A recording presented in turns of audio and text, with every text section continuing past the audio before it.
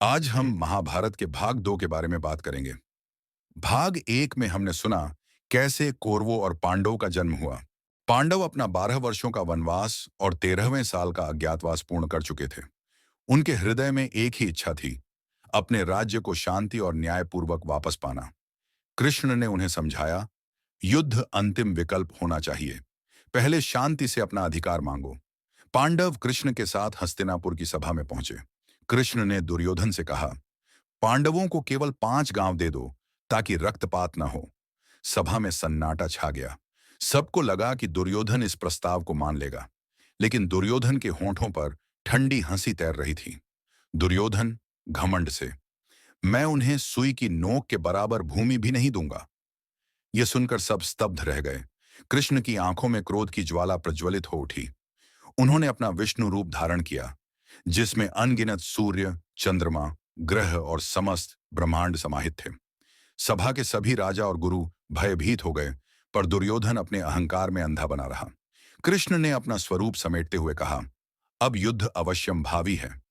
युद्ध की आहट से समस्त आर्यावर्त हिल गया। हर राजा को तय करना था कि वह किस पक्ष में खड़ा होगा। कृष्ण ने घोषणा की, मैं स्वयं युद्ध नहीं करूंगा।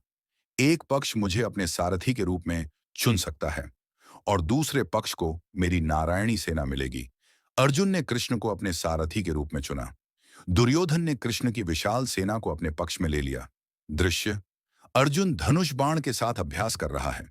भीम गदा से अपनी शक्ति का प्रदर्शन कर रहा है। कौरव सेना में भीष्म और द्रोण युद्ध की रणनीति बना रहे हैं। द्रौपदी कृष्ण के पास बैठी है, उसकी आंखों में आंसू हैं। मुझे न्याय चाहिए कृष्ण, मुझे बदला चाहिए। कृष्ण मौन है, लेकिन उनके भीतर प्रतिशोध की आग धधक रही है। कुरुक्षेत्र का प्रथम दिन।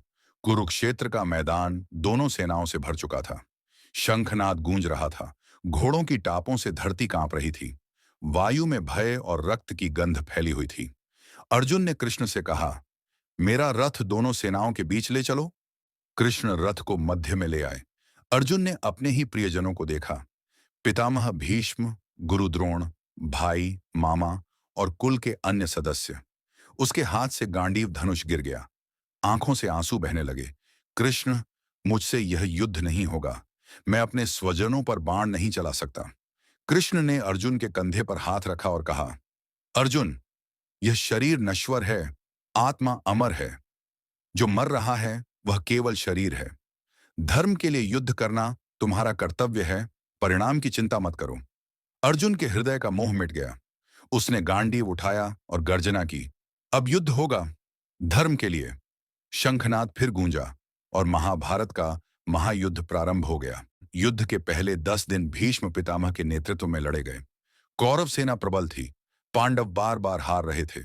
भीष्म ने प्रतिज्ञा की थी, मैं उस योद्धा पर बाण नहीं चलाऊंगा जो स्त्री या नपुंसक के रूप में हो। कृष्ण ने इस प्रतिज्ञा का समाधान खोजा। उन्होंने शिखंडी को अर्जुन के साथ आगे भेजा। भीष्म ने उसे स्त्री मानकर अपने बाण नीचे कर दिए। अर्जुन ने उसी क्षण अपने बाणों की वर्षा की। सैकड़ों बाण भीष्म के शरीर में समा गए। भीष्म तीरों की शैया पर गिर पड़े।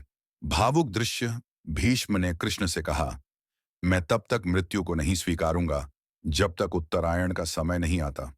उनकी आंखों में आंसू थे और उनके होंठों पर शांति की मुस्कान।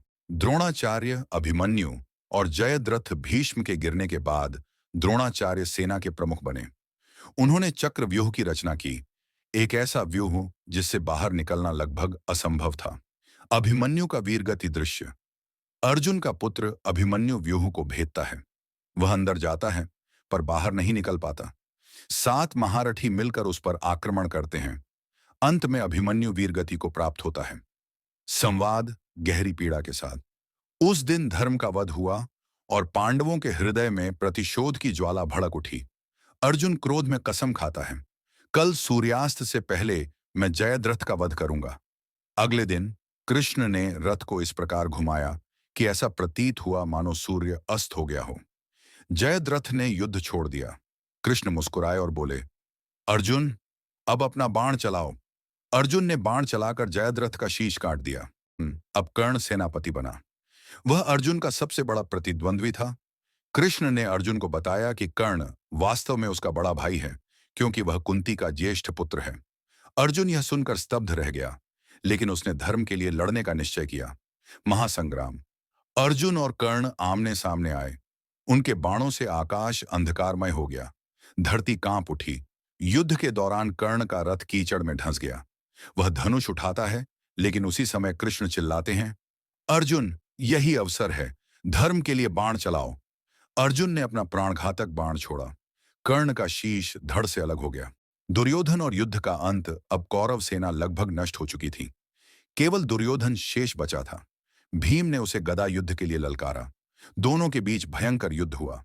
भीम ने द्रौपदी की प्रतिज्ञा को स्मरण करते हुए दुर्योधन की जांघ पर प्रहार किया। दुर्योधन धरती पर गिर पड़ा। कृष्ण उसके पास आए और बोले, तुम्हारा अहंकार ही तुम्हारे विनाश का कारण बना। रात्रि में अश्वत्थामा ने क्रोध में पांडवों के शिविर पर हमला किया।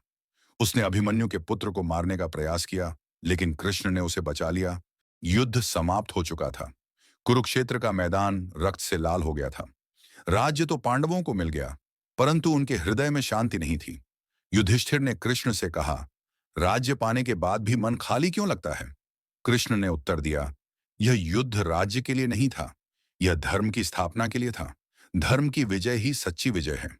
अंतिम कथन। महाभारत केवल एक युद्ध नहीं, बल्कि एक अमर गाथा है, जो सदैव स्मरण कराती है कि जब अधर्म अपनी सीमा पार करता है, तब धर्म स्वयं शस्त्र उठा लेता है।